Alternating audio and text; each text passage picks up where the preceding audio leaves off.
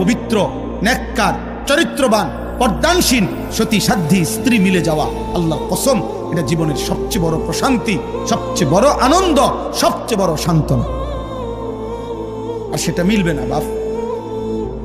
আমার আব্বা একটা ছেলেকে বলি, এই লাগাতার অব্যাহত নারী দেখলে, ছবি দেখলে, জিনা ব্যভিচারের দৃশ্য দেখলে পবিত্র নারী মিলবে না।